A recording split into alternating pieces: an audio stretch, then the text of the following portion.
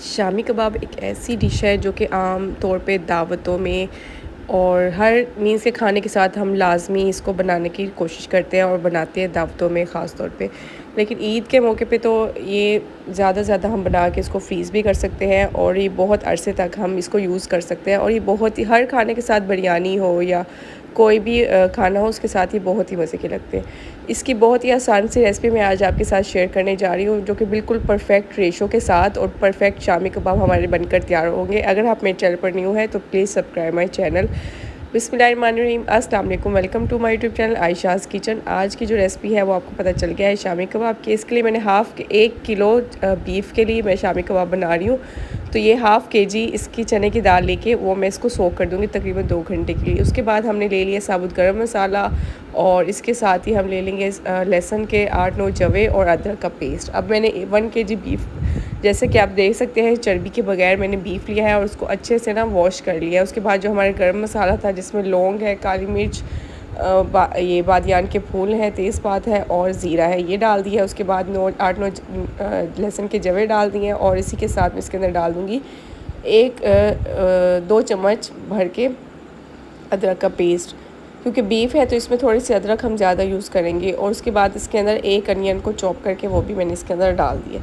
उसके बाद इसके अंदर बाकी मसाले डालेंगे। सूखा धनिया पाउडर डाल दिया 1 टेबल स्पून, 1/2 टेबल स्पून मैंने इसके अंदर हल्दी डाल दी है, 2 tablespoon red chilli flakes डाल दिए। आप अपनी मर्ज़ी से कमी ज़्यादा भी कर सकते हैं। दालचीनी के टुकड़े डाल दिए 2। उसके बाद जो हमने सोक की हुई थी चने की दाल वो इसमें ऐड कर देंगे। जब वो तकरीबन 2 घंटे के लिए आपने इसको लाजमी सोक कर लेना है।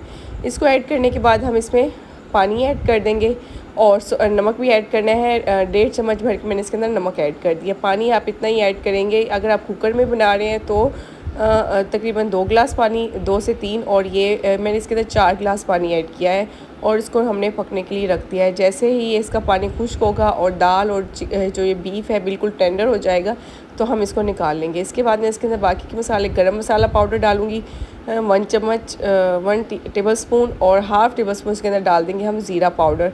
1/2 टेबल स्पून में मैंने इसके अंदर डाल दिया है ब्लैक पेपर पाउडर और इसके फिर इसी के साथ मैंने इसको अच्छे से ना कूट लिया है डंडे की मदद से। अगर आप इसको उसमें मशीन में से निकालना चाहते हैं तो वो, लेकिन इसमें परफेक्ट रेशा जो है वो इसी सूरत में बन सकता है कि हम इसे अच्छे से ना कूट लें।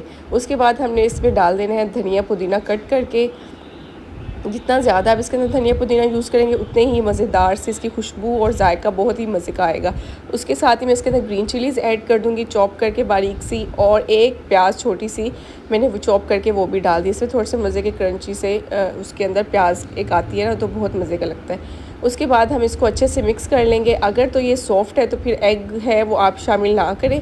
अगर है कि मैनेजेबल है तो फिर आप इसके अंदर ही 2 एग आप ऐड कर सकते हैं। मैंने इधर 1 अंडा ऐड किया, 2 जो है वो मैं जब इसको फ्राई करूँगी तब, क्योंकि मैंने ये थोड़ी देर रखने हैं, यानी कि 1 दिन बाद मैंने इसको फ्राई करना है, तो ये मैंने 1 ही अंडा इसके अंदर इस्तेमाल किया। इसको अच्छे से हम मिक्स कर लेंगे हाथों की मदद से।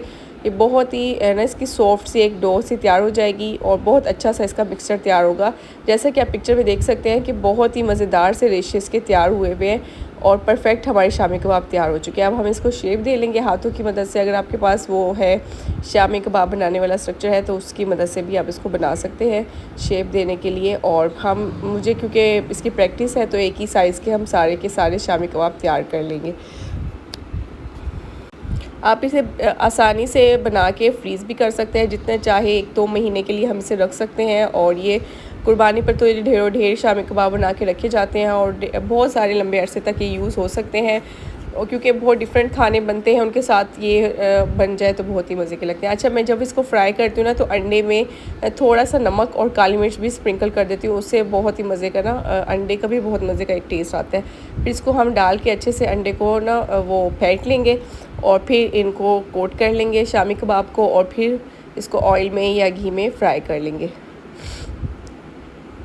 अच्छा, पैन में अगर आपके पास चिपटा पैन है तो उस पर भी बहुत अच्छे से, यानी फ्लैट पैन जो होते हैं वो उस पर भी मज़े के बन जाते हैं। इसी तरह तवे में बताती हूँ कि जब भी आप शामी कबाब बनाने के सारे निकाले तो एक थोड़ी देर के लिए नीचे वाला जो हमारा मज़ेदार से ये खाना होता है उसमें रख दे, तो फिर हम ये आसानी से ना वो नरम हो जाएंगे और फिर आप इसको वो कर ले, फ्राई कर ले। वरना हम अगर काफ़ी देर अगर इसको तवे के ऊपर बनाएंगे ना तो वो फिर टूट जाते हैं जो ठंडे, यानी कि अगर हम इसको फ्राई करेंगे तो। ये मैंने अंडे के बगैर भी बनाए थे और अंडे के साथ भी फ्राई किए थे। देख सकते हैं दोनों तरह से बहुत ही आसानी से ये बन गए हैं, बिल्कुल भी टूटेंगे भी नहीं और बहुत ही मज़ेदार इसके परफेक्ट रेशो के साथ शामी कबाब हमारे तैयार हो चुके हैं। उम्मीद करती हूँ आप लोगों को आज की वीडियो बहुत पसंद आई होगी। अगर मेरी वीडियो पसंद आई है तो मेरी वीडियो को लाइक कर दें और मेरे चैनल को सब्सक्राइब भी कर दें। वीडियो देखने का आपका बहुत शुक्रिया। अल्लाह हाफिज़।